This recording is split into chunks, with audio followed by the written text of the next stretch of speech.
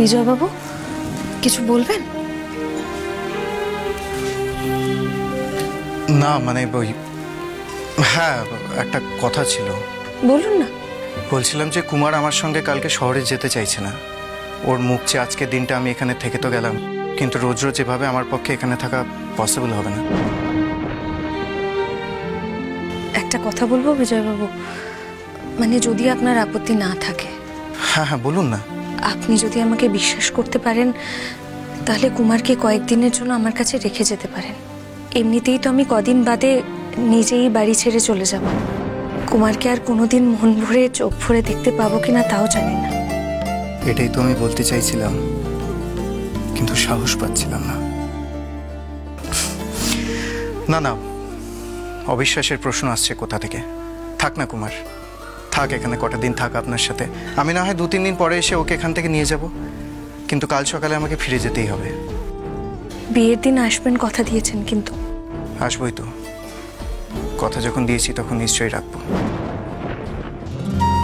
আমার যতই কষ্ট হোক না কেন,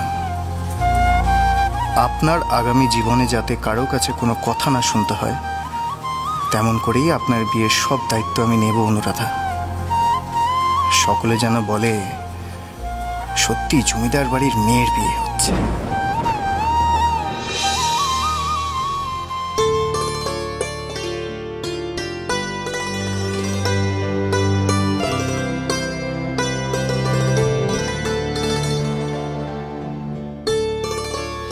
কি কেউ নেই? মাসি, মাসি, সন্তোষী দিদি, সন্তোষী দিদি। এই রে, সূর্য মামা তো উঠে গেছে। বাবা তো আজকে আমাকে নিয়ে চলে যাবে। না না, আমি কিছুতেই যাব না। আমি মাসির কাছে যাই। মাসি কোনো একটা বুদ্ধি করে আমার যাওয়াটা আটকে দিতে পারবে। যাই।